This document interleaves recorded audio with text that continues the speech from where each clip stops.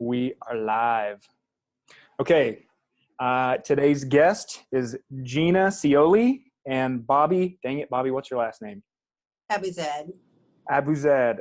This Yes. is Texas Laparoscopic Consultants in Houston, Texas. And the thing I want to intro this with a couple of things, because this topic, this session is going to be called Removing Bariatric Barriers.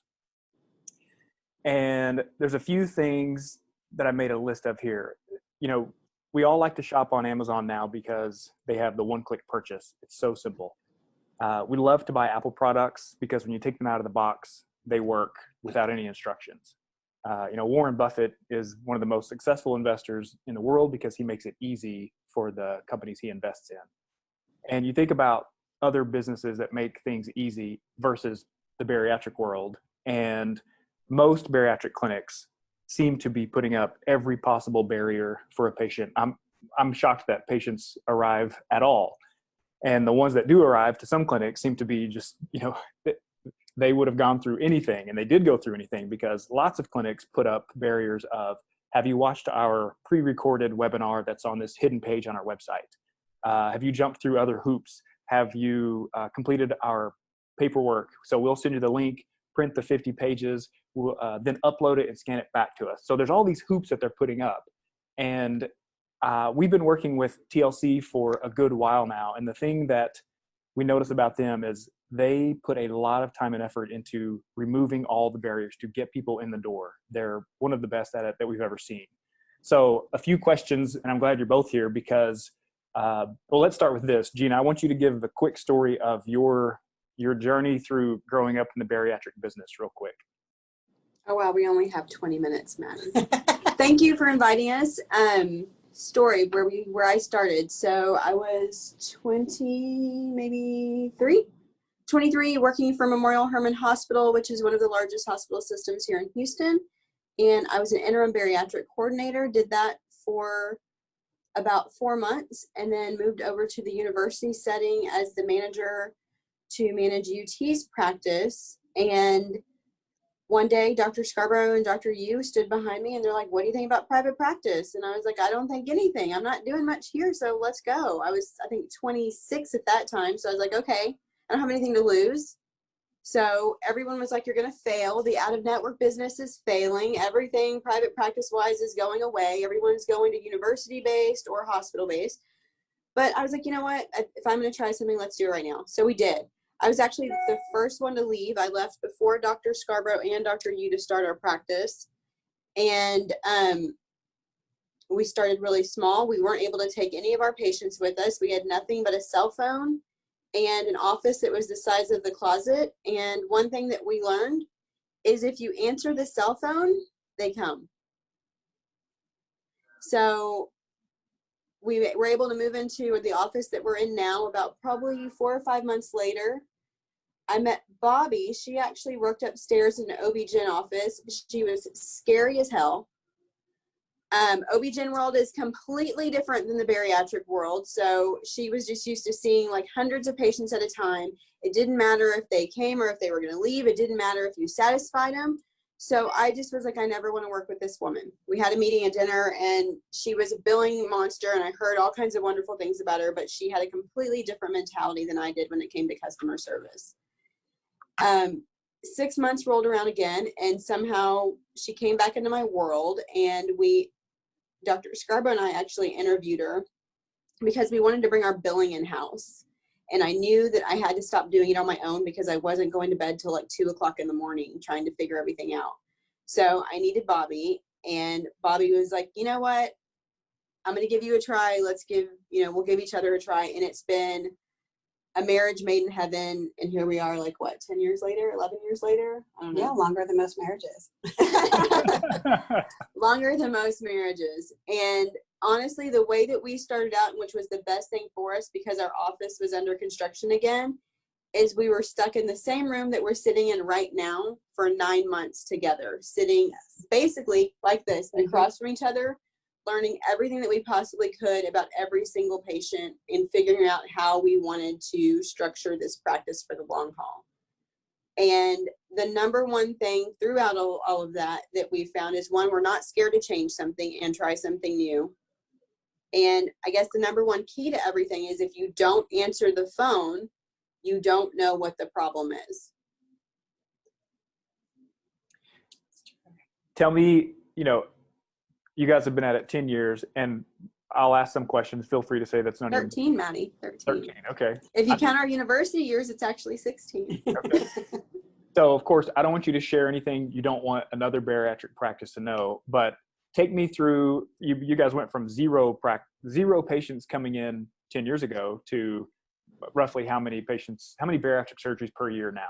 Actual bariatric surgeries, we're probably this year going to hit, I'm looking at my board, that's why I'm saying that right now, we'll probably hit close to 1,000.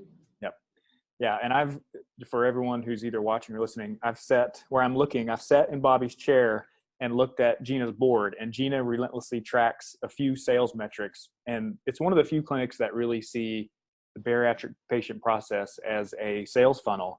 So going from 0 patients to 1,000 patients, what are the barriers because I know the barriers are different when you're doing 100 cases to 1,000 cases. So over the years, what are the barriers that you guys have seen? Hey, we have a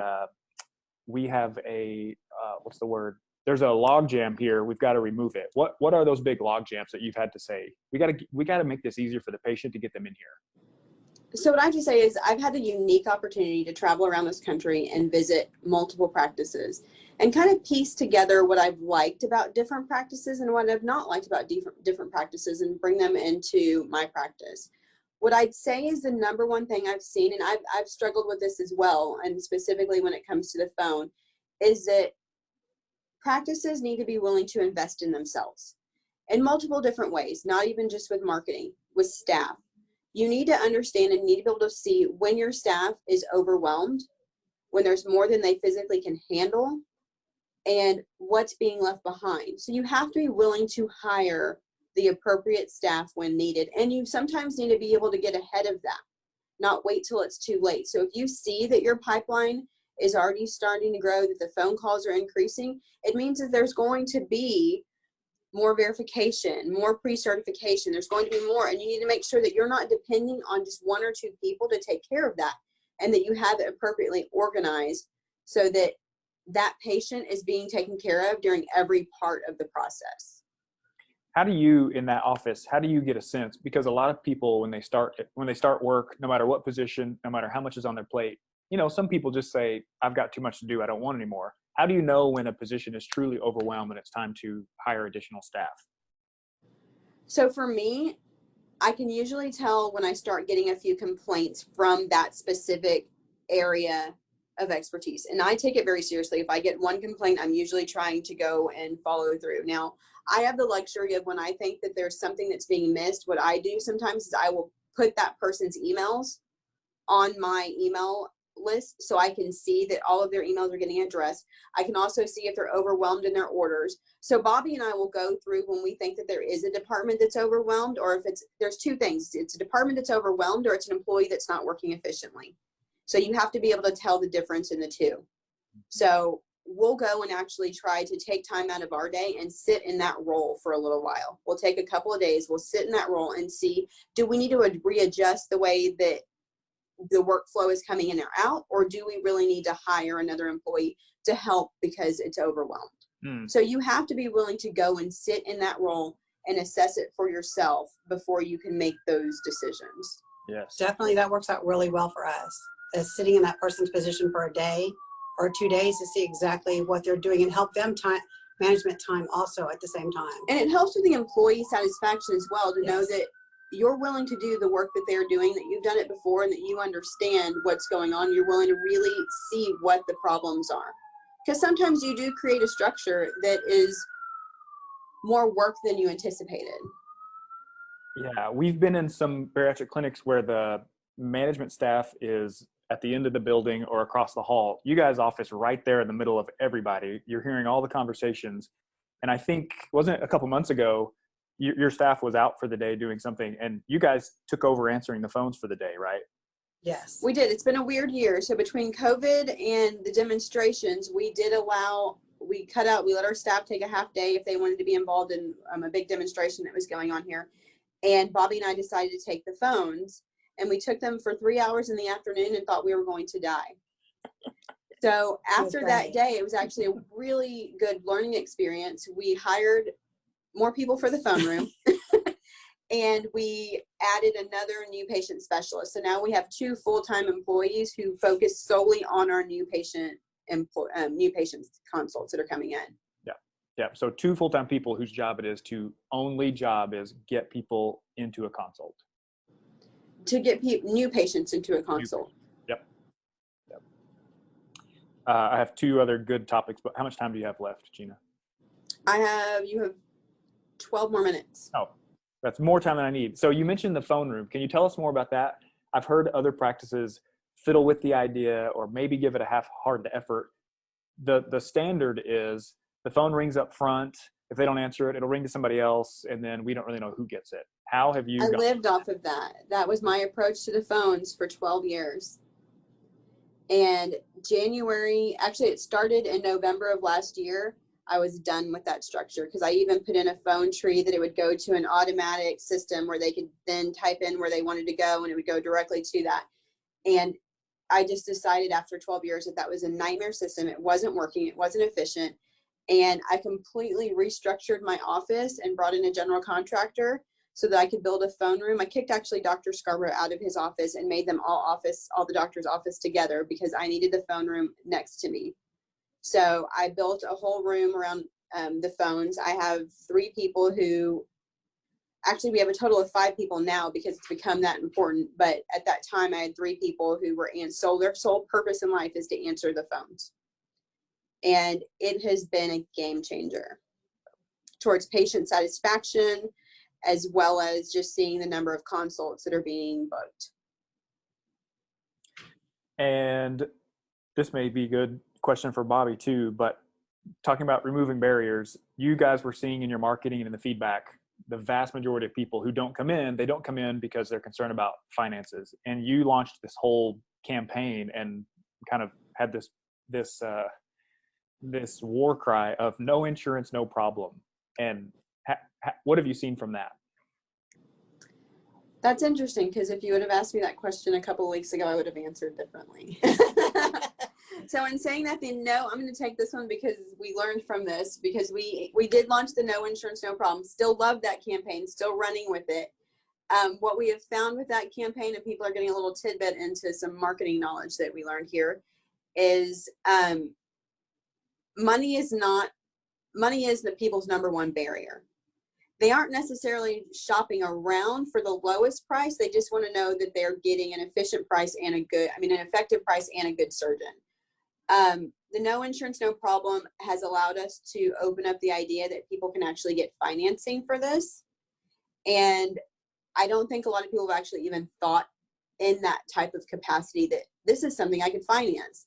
This is something that's probably more important than if I get a car. So it allows them to have that different thought process. So when we originally took this approach, we had listed the price on our website of all the procedures with this no insurance, no problem. You click on that and it would go to all of our procedures and the roundabout pricing of where it would be.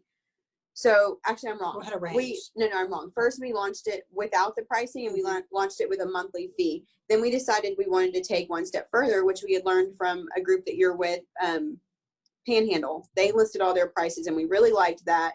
And we thought it would be really helpful for patients. So we went and we did something very similar and we saw an instant drop in our self-pay new patient consults. So because the actual pricing wasn't on there, and we did it for 2 months because I wanted to give it more than just a month because I thought maybe it was a weird COVID situation, maybe something, spaz people out. But so saw a drop in self-pay. We saw a drop in self-pay patients. They weren't even giving us the opportunity to sell them. They weren't calling because their answer was already there and it was overwhelming to them. So they wouldn't even call. So we went back and we put the monthly price on and we actually pulled the price off of our website and our calls are back. That's a great example. Oh my gosh. Where in the process of them coming in, when do they get presented the financing option? In the phone call, right on that very first phone call. First phone call. Okay. But they weren't even picking up the phone to give us the opportunity to talk to them about that. They need to be able to meet Samreen. They need to be able to meet Bobbie or Shifa on the phone. They need to get that warm feeling that you really care about them, and they weren't getting that off of a number on a screen. Because you'll have patients call in and say, how much is a procedure? And let's say you say $15,000. Sorry about that. Is that me going to pick my kid? Yes. So that's, and they just get a price. And then as soon as you give them the price, they want to either hang up the phone or just move on. It scares them. Yep. So I always talk to them and say, what procedure are you looking for? How much do you weigh? What are you trying to accomplish? And the whole thing about, the one thing that I love that Gina had said is, you know, we invest so much money in a car.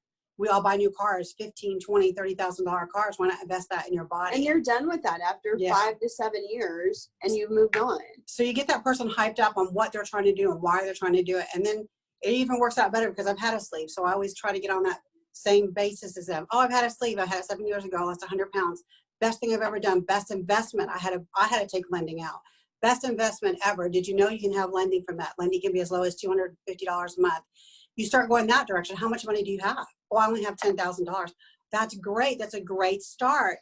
You can get lending for like $100 a month and have it paid off, and start going around it, and then give the number out. So the number, you know, the final cost, usually the cost is around, 15, whatever, they say 15,000. And, includes all this 1 year post-op visit. You're going to be, completely changed. Isn't that wonderful? And you kind of just go with the positives on it. And you'd be surprised at how many people from that shock, that sticker shock, saying that straight off the, phone conversation, to where, what are you trying to do? What are you trying to accomplish? It's worth it. It's worth it, kind of thing. Yep. Usually get those every time. If we can get a conversation in that long, that person will make an appointment. What insurance are you on? Let's just make your first appointment. Yep. Let's just try, just see if it's what you want to do. And then, they'll say, I'm scared or this or that. Say, just make the appointment. Just see the doctor. See if it's the direction you want to go today or 6 months from now or a year from now. Yep. Okay.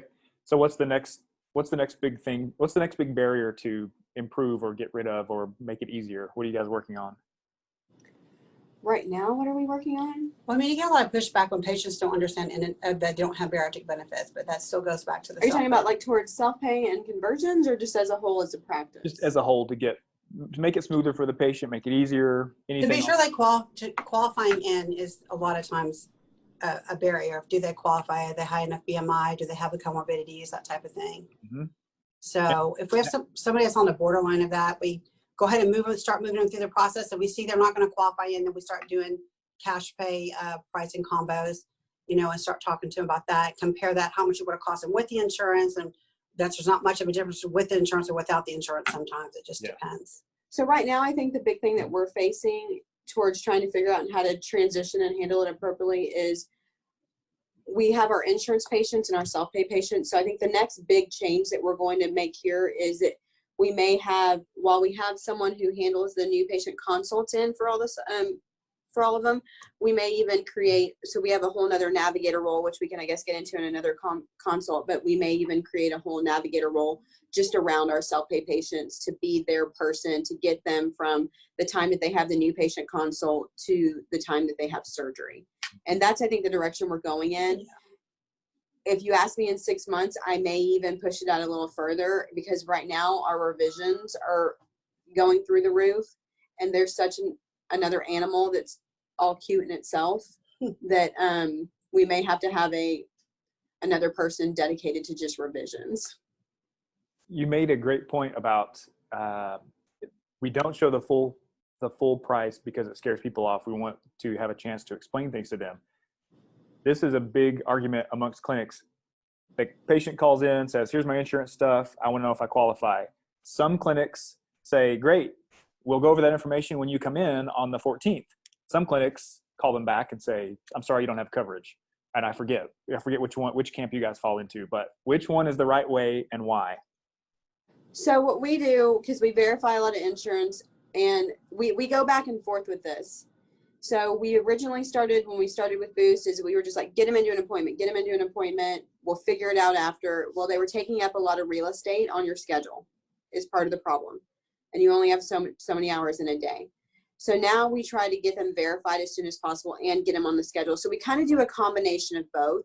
When you're talking to a patient, you can tell that they're impatient. You're going to get them on that schedule. There's usually something we can tell now, because we've been doing it for so long, to see, we can tell if it's something we're going to be able to work with. We've had or we have the opportunity, because Bobbie and I work on another business on the side of this, that we work with other practices here in Houston. And here's what I'm going to tell you. When I say we do operations for other practices here in Houston, and we've seen this firsthand, you'll have a patient who picks up the phone and calls your practice. And if you don't give them the right feel, they literally hang up and call the next practice. So we're answering phones for other practices. And Bobbie has talked to the same patient in a 10-minute span from 2 different practices multiple times. Yes. So, Yes. so we're learning how to evolve that for everyone that we work with. And patients are shopping around. They're having multiple visits at multiple offices. And honestly, where I am with that, and I guess to sum that up, is you want to be the first person they see, because usually when they're not attending or they're not showing up for your visit, it's because they've already shown up for a visit somewhere else. Absolutely. Yes. And Bobbie, you could speak to that. I'm sure all the emotional, financial, the conversations happening around bariatrics, the huge decision. Most people go years considering that. And then you finally decide, I'm ready. And you pick up a phone only to be put on hold, or, I mean, when you're ready, you're ready. And Definitely. And you have time to think about it. And you have people behind your back saying you don't need to do it. Or, you know, the husband's like, no, you shouldn't do that. You shouldn't do that. As my own husband did for me when I wanted to have mine. He's like, no, you can do it on your own. Well, you get someone who's been trying for so long, and you get to talk to them for a few minutes. That's the whole thing about the pricing. We try to hold off to the very end of the call. But I will tell you that we're very honest about patients. We do call them ahead of time to tell them whether they have bariatric benefits or not. We try to get everybody in on that. But when we do make that phone call, it's done by a new patient specialist or somebody who's going to be able to talk to that patient in depth. Like, yes, what we're People just looking want you for. to be mindful of their time as well as you want to be mindful of your own. Right. And we do talk to them about cash pay. What are you trying to do? What are you trying to achieve? What are you trying to look at? And stuff like that. Yeah. 1 minute wrap up. Yeah, 1 minute. One last 60-second question. If a small bariatric clinic came to you, they're doing 275 cases, they want to double, they're looking at the 100 different options and tactics and things they could do, what is the first thing you would say? What is the most important thing you would say? Do this first and get it down before you move on to anything else. What is that? Answer your phone. Mm-hmm. 100%. Answer your phone. Don't put them on hold. Answer the phone. Answer the phone. Answer their question, and you're going to be okay. I love it. Man. Care about that patient. Thank you too. We love, as you know, we love sitting with you guys and talking about bariatric. Look at Maddie, Dax Shepherd of bariatrics. Armchair expert of bariatrics. So cute. Love it. I don't know about that, but man, we love working with you guys, and thank you for your time today. And I know you have to go, so I'm going to wrap it up. All right. Bye, Maddie. Bye. All right.